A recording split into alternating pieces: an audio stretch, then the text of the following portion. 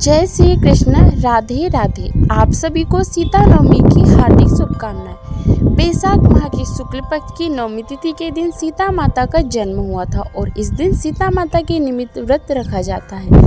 कहा जाता है कि सीता नवमी के दिन पूरे प्रेम भाव से माँ सीता की पूजा अर्चना करने से जीवन के सभी दुख दूर हो जाते हैं और जीवन में खुशियों का आगमन होता है। सीता नवमी का व्रत रखने से वैवाहिक जीवन में खुशहाली आती है और पति के बीच प्रेम और स्नेह बढ़ता है। इसके अलावा सुख समृद्धि की प्राप्ति होती है और संतान प्राप्ति की कामना भी पूरी हो जाती है। समस्त पापों का नाश होते हुए मोक्ष की प्राप्ति होती है। यह व्रत कुंवारी और विवाहित महिलाओं के लिए बहुत ही शुभ माना जाता है। सीता माता की पूजा अर्चना करने के साथ साथ इस दिन सीता नवमी की व्रत कथा भी जरूर पढ़नी और सुननी चाहिए। तो आप सभी बहनों के उज्जवल भविष्य की कामना करते हुए आज हम सीता नवमी की व्रत कथा आपको सुनाने जा रहे हैं। सीता नवमी व्रत की पुरानी व्रत कथा तो प्रेम भाव से सुनना और ज़्यादा से ज़्यादा व्रत रखने वाली दूसरी बहनों में शेयर करना। माँ सीता आपकी सारी मनोकामनाएं पूर्ण करे। प्रेम से बोलो सीता माता की जय हो। माँ लक्ष्मी का अवतार माता सीता अपने पिछले जन्म में मुनि खुदवज की पुत्री थी। नाम था वेदवती। वह बहुत ही सुंदर थी। वे भगवान विष्णु की भक्ति में हमेशा लीन रहती थी, हमेशा उन्हीं की पूजा किए रहती थी। उनका एक प्रण था कि वे विष्णु भगवान के अलावा किसी और से विवाह नहीं करेगी। उनके पिता एक ऋषि थे। वे अपनी बेटी की इस वर्ण को अच्छी तरह से जानते थे। उन्होंने कभी भी अपनी पुत्री को अपना मन बदलने के लिए विवश नहीं किया।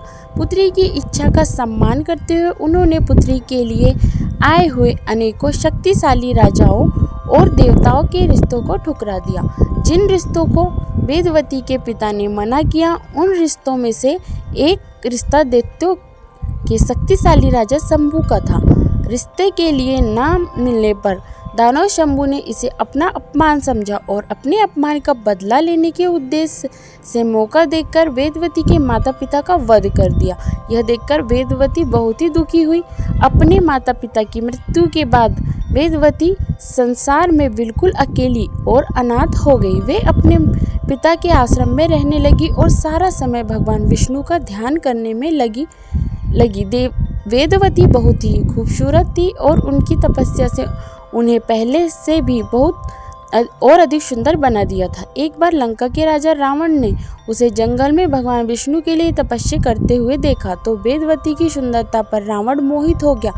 तो वहां जाकर उसने वेदवती के समक्ष विवाह का प्रस्ताव रखा तो वेदवती ने कोई भी जवाब नहीं दिया। जवाब नहीं मिलने के कारण रावण ने वेदवती की तपस्या को भंग कर दिया और उसके बालों को पकड़कर घसीटने लगा। रावण के इस तरह के व्यवहार से वेदवती अत्यधिक क्रोधित हो गई और अपने बालों को काट दिया और रावण से कहा कि यही तुम्हारी आंखों के सामने मैं अग्नि में कूदकर अपने प्राणों का त्याग करूंगी। यह कहकर अग्नि में प्रवेश करते समय वेदवती ने रावण से कहा कि रावण, तूने मेरा अपमान करके अच्छा नहीं किया। अब तो मैं अपने प्राणों का त्याग कर रही हूँ, लेकिन दोबारा जन्म लेकर मैं तुम्हारा विनाश का कारण बनूंगी। कहा जाता है कि वह वेदवती ही थी जो सीता के रूप में दोबारा जन्म लिया और राम जी के माध्यम से रावण के विनाश का कारण बनी। जब वेदवती का जन्म सीता मैया के रूप में हुआ तो वे मिथिला नरेश के राजा जनक को उनके खेतों में जुताई करते समय भूमि पर मिली थी। उनकी देवी सुंदरता से प्रभावित होकर राजा जनक ने उन्हें अपनी पुत्री के रूप में स्वीकार किया। देवी सीता को जानकी, वैदेही, मैथिली तथा अन्य नामों से भी जाना जाता है। वे राजा जनक को भूमि पर पड़ी हुई मिली थी, इसलिए उन्हें भूदेवी की संतान भी कहा जाता है। तो यह थी सीता नवमी की व्रत कथा। सीता नवमी की व्रत से सुहागिन महिलाओं को अखंड सौभाग्य और जाने अनजाने में हुए पापों से मुक्ति मिलती है। सीता नवमी व्रत का पारण दशमी तिथि को सुबह किया जाता है। व्रत कथा शुरू करने से पहले एक और जरूरी जानकारी मैं आपको देना चाहती हूँ। अगर किसी पतित में तनाव रहता है, न चाहते हुए भी रिश्ते में दूरियां आ रही है, तो पत्नी को राजकिशोरी का पाठ नवमी से लेकर पूर्णिमा तक कभी भी आप शुरू कर सकते हैं।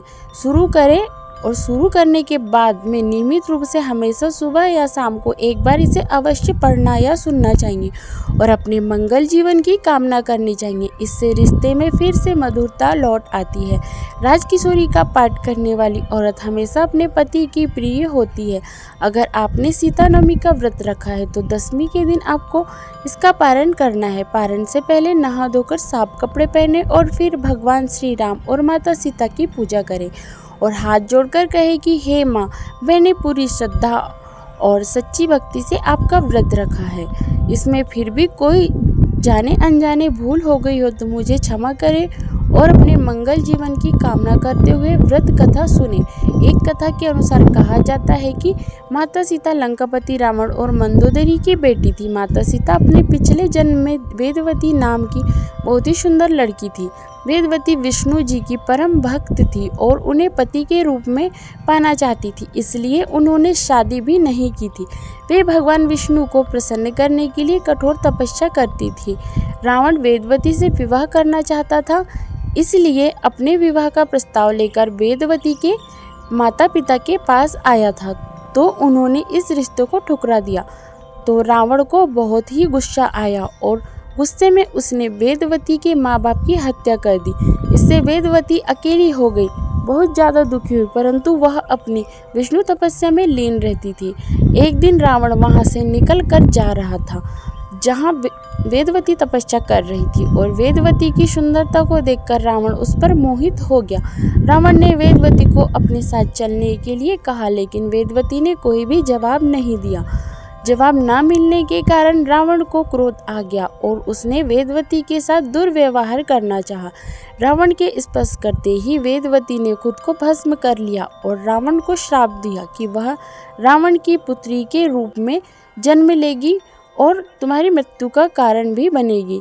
कहा जाता है कि कुछ समय बाद मंदोदरी ने एक कन्या को जन्म दिया, लेकिन वेदवती के शाप से भयभीत रावण ने जन्म लेते ही उस कन्या को सागर में फेंक दिया, जिसके बाद सागर की देवी वरुणी ने उस कन्या को धरती की देवी पृथ्वी को सौंप दिया और पृथ्वी ने उस कन्या को राजा जनक को कुछ इस तरह से सौंपा।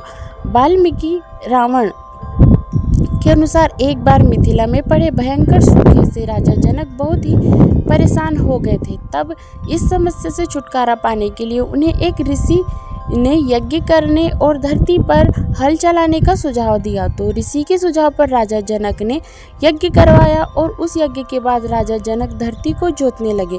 तभी उनके हल की नोक किसी चीज से टकराई। राजा जनक ने देखा तो एक खूबसूरत सा संदूक था।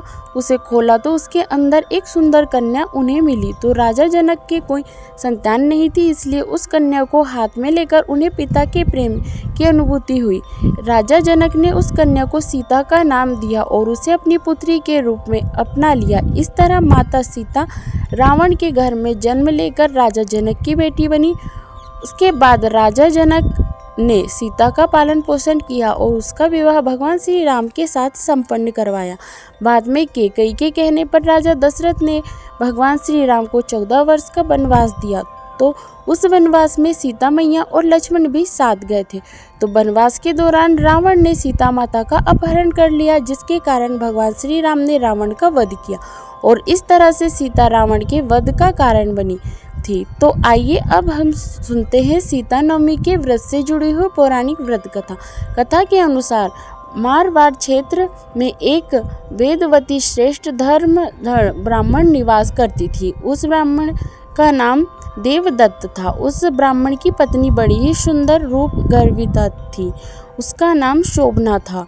ब्राह्मण देवता जीविका के लिए अपने गांव के अन्य किसी गांव में भिक्षा के लिए गए हुए थे। तो पीछे से शोभना ब्राह्मणी कुसंगत में फंसकर व्यभिचार में प्रवृत्त हो गई। अब तो पूरे गांव में इस निंदित कर्म की चर्चाएं होने लगी, परंतु उस ब्राह्मणी पर इस बात का कोई भी असर नहीं हुआ था। जब गांव वालों ने इस बात का विरोध किया तो उस दुष्टा ने पूरे गांव को ही जलवा दिया। दुष्कर्मों में रत रहने वाली वह दुर्बुद्धि, जब मरी तो उसका अगला जन्म चंडाल के घर में हुआ था। पति का त्याग करने से वह चंडालनी बनी। गांव को जलाने से उसे भीषण कुष्ठ रोग हो गया तथा व्यभिचार कर्म के कारण वह अंधी हो गई। इस तरह से उसने अपने कर्मों का फल भोगना शुरू कर दिया। इसी प्रकार वह अपने कर्म के योग से दिनों दिन दारुण दुख को प्राप्त करती हुई देश देशांतर में भटकने लगी। एक बार वह देवयोग से भटकती हुई कौशलापुर नगरी पहुंच गई। संयोगवश उस दिन बैसाख मास की शुक्ल पक्ष की नवमी तिथि थी, जो समस्त पापों को नाश करने वाली थी। सीता नवमी के पावन उत्सव पर भूख प्यास से व्याकुल वह दुखियारी कुछ इस प्रकार प्रार्थना करने लगी कि हे सज्जनों, मुझ पर कृपा करके मुझे कुछ सामग्री प्रदान करो, मैं भूख के मारे मर रही हूँ। ऐसा बोलते हुए वह स्त्री श्री कनक भवन के सामने बनी 1000 पुष्प मंडित स्तंभों से गुजरती हुई उसमें प्रविष्ट हुई। उसने पुनः पुकार लगाई कि भैया, कोई तो मेरी मदद करो, मुझे खाने के लिए कुछ दे दो। तो इतने में एक भगत ने उससे कहा कि देवी, आज तो सीता नवमी है, भोजन में अन्न देने वाले को पाप लगता है, इसलिए आज तो अन्न नहीं मिलेगा। कल पारना करने के समय आ जाना, पूजा पाठ करने के बाद ठाकुर जी का प्रसाद भर पेट मिलेगा। किंतु वह तो नहीं मानी, वह बुरी तरह से विलाप करने लगी। तो भगत को उस पर दया आ गई। उसने जल में तुलसी मिली हुई थी, वह पानी उसको पीने के लिए दे दिया। पानी पीते पीते ही वह पापिन भूखी तो थी, वह मर गई, किंतु इसी बहाने जाने अनजाने उसे सीता नवमी के व्रत पूरा हो गया। अब तो परम कृपालिनी सीता मैया ने उसे समस्त पापों से मुक्त कर दिया। इस व्रत के प्रभाव से वह पापिनी निर्मल होकर स्वर्गलोक में आनंद पूर्वक अनंत वर्षों तक रही। उसके पश्चात वह कामरूप देश के महाराज जय सिंह की महारानी कामकला के नाम से विख्यात हुई। वहाँ पर उसने अनेक देवालियाँ बनवाई, जिसमें जानकी रघुनाथ की प्रतिष्ठा करवाई। इस दिन जानकी स्तोत्र, राजकिशोरी, रामचरितमानस आदि का पाठ करने से मनुष्य के सभी कष्ट दूर हो जाते हैं। अतः सीता नवमी पर जो भी श्रद्धालु सच्ची श्रद्धा से माता जानकी की पूजा अर्चना करते हैं, उन्हें सभी प्रकार के सुख सौभाग्य की प्राप्ति होती है। बोलो सीता मैया की जय। बोलो सियावर रामचंद्र भगवान की।